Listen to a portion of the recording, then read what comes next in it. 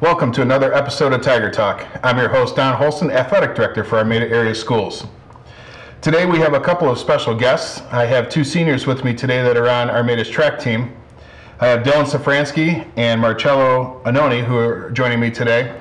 We're going to talk a little bit of track. We're going to get some of the team dynamics from them, and we're going to talk a little bit about the state meet with Marcello because he's actually competed at that level. So welcome, guys. Glad to have you on the show. Thanks for having us. Yeah, glad. So why don't we start simple? Why don't you guys just kind of introduce yourself and talk about the events that you guys compete in at the on the track team? All right, I'll go first. I'm Marcello Anoni. I've played this year a 4-sport athlete, did football, track, wrestling, and cross country.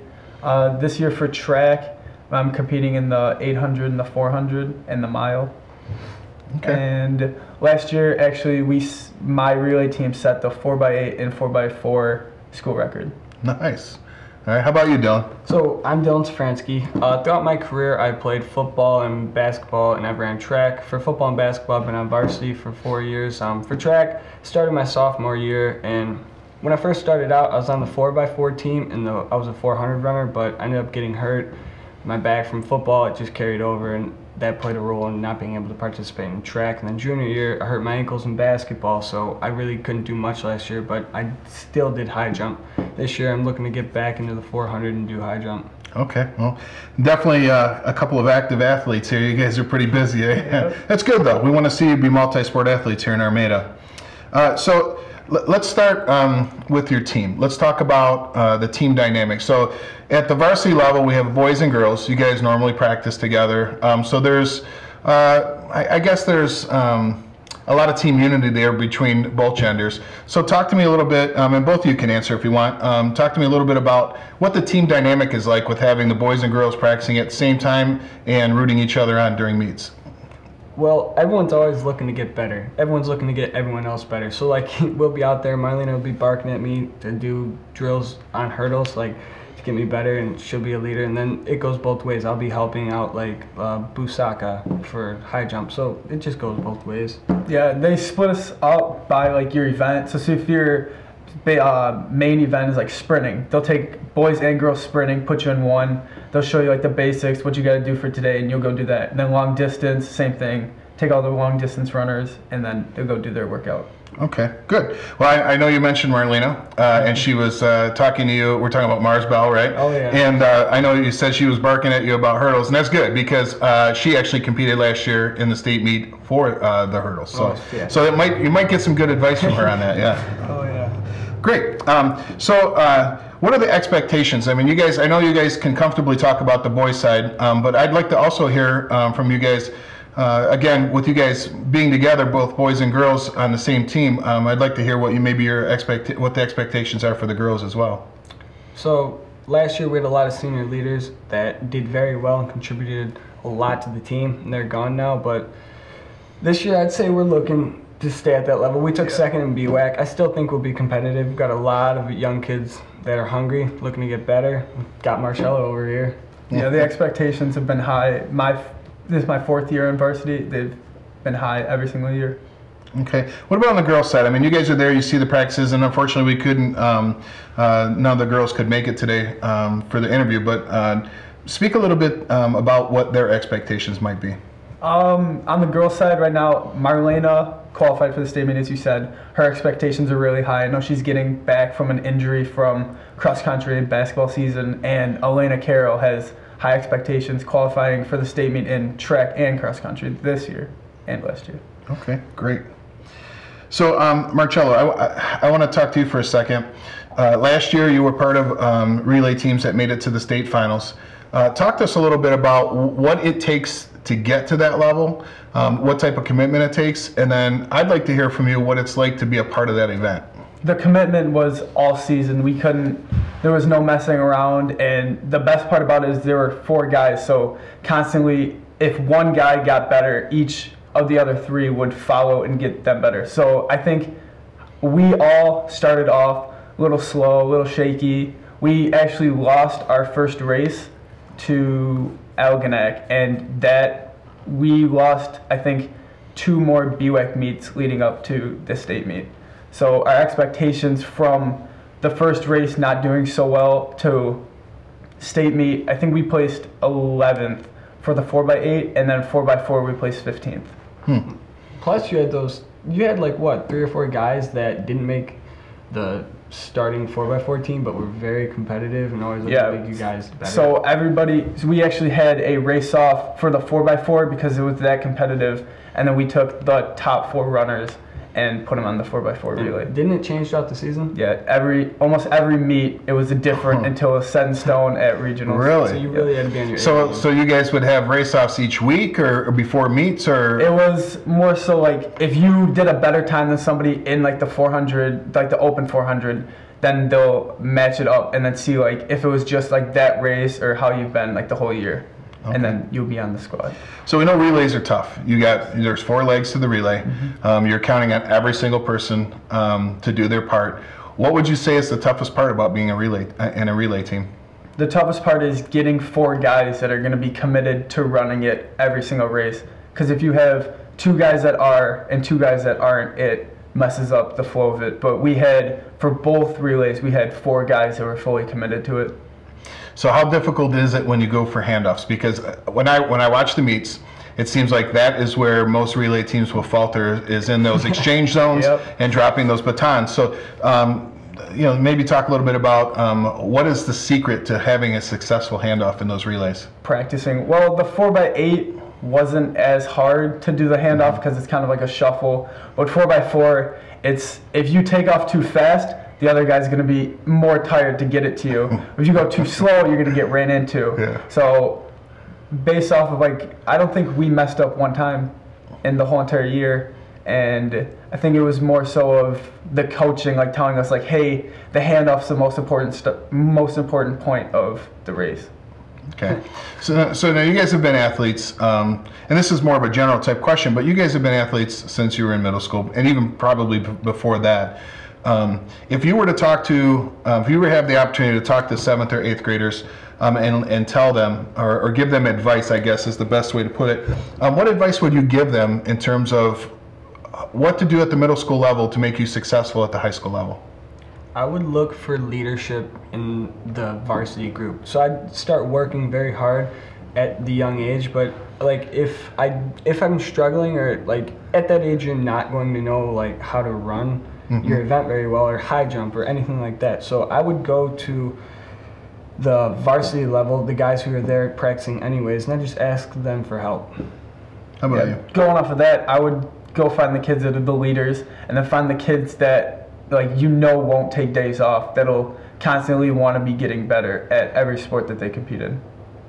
Well, I'll say this. I've known you guys your entire high school career, so got to see you compete at the middle school as well.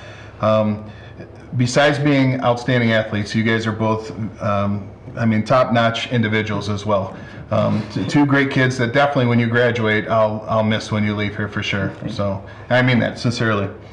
So future plans. I just mentioned graduation. Why don't you tell us, Dylan, what your future plans are? So as of right now, I'm looking to go to Albion to play football. I want to go into business management there. They have wonderful programs, so I'm really excited for that. And also, I'm looking into sports marketing because I love sports, Okay. Yeah. Actually, I think I'm going to attend Oakland University and going to run track and cross country for them, and then study probably sports marketing too.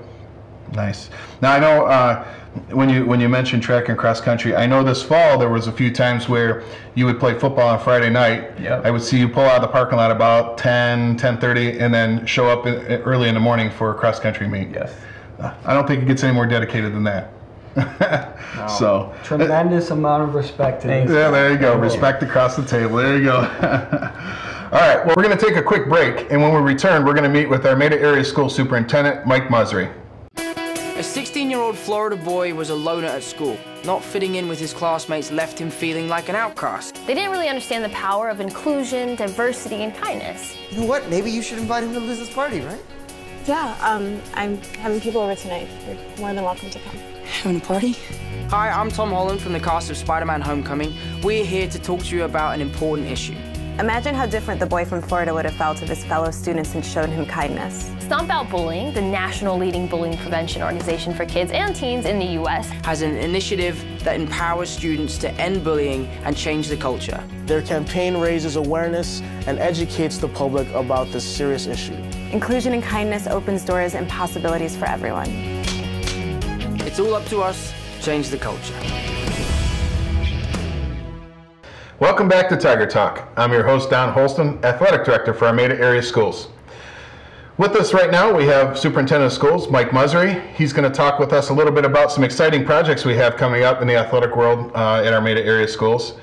He's going to talk about a couple of different projects that have already actually started. So, welcome, Mike. Thanks, Don. So we have some things that have already started. I'm excited as an athletic director for the student athletes that are going to get to enjoy some new facilities. Let's talk a little bit first about the baseball field. Okay, we're building a new baseball field on the northeast side of the high school. Currently it's a wooded lot. They're taking down the trees as we speak, but when the trees come down, we're going to have some tennis courts and a baseball field. Nice. So the baseball field itself, that's going to be a new varsity field, correct? Correct. So the current baseball field will be the JV field, and the first base line and the third base line on the new varsity field will be parallel to each other. So they'll be, if you want to go to the games, you'll be able to sit in the middle and watch both games. Awesome. And I know we've talked about this before, but with the fields next to each other, it's actually it's nice for a lot of different reasons.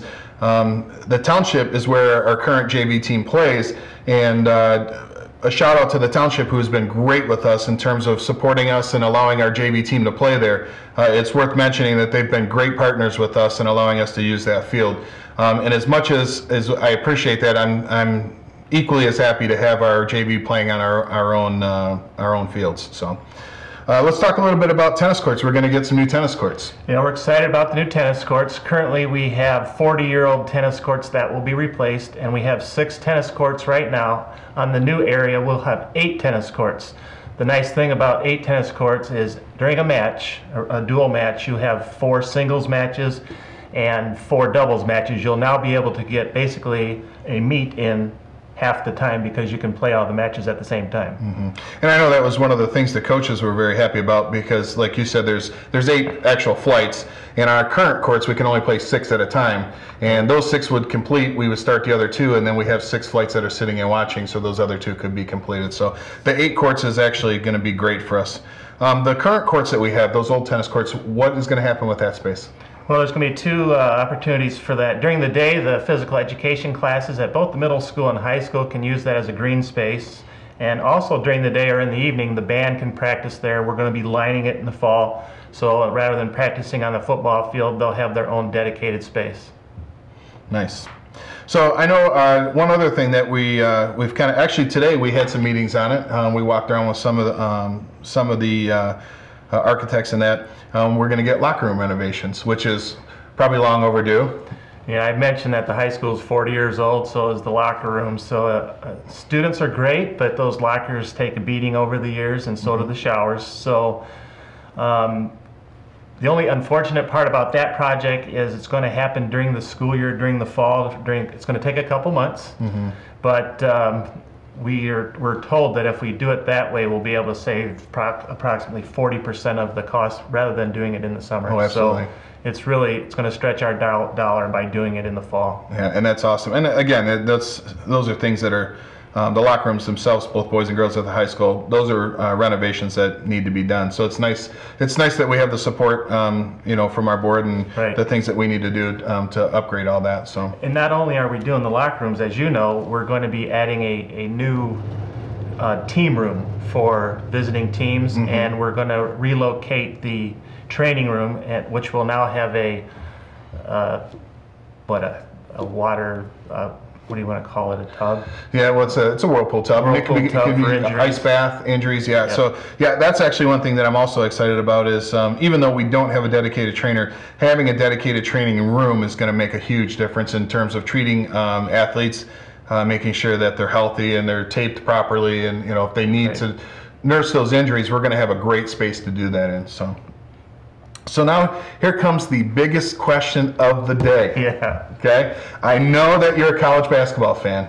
I am. And I know that you're a Purdue Boilermaker at heart. Okay? Purdue is no longer in this tournament. Okay? So I need to know, Loyola Chicago or Michigan? Well, I am predicting Michigan, not only to win that game, but to win the national championship. Well, you beat me to the punch. My next question was Villanova or Kansas? Well, Villanova. I actually got to see Villanova play in person because I went to Boston to watch my Boilermakers get beat and knocked out of the tournament. But I believe it'll be a Villanova-Michigan final, and I'm going to pull for the Big Ten and Michigan to go all the way. Well, there you go. You've heard it. Yeah, it's solid. So just count on it. The Wolverines will be national champs here in a few days. So while we have them here on set, normally I would give our sign off. I want to thank everybody for joining us, first of all. But since we have Mr. Musri on set, I'm going to allow him to sign us off with his normal. My signature saying. There you go, your signature saying. All right. Well, thanks for watching. Tiger up.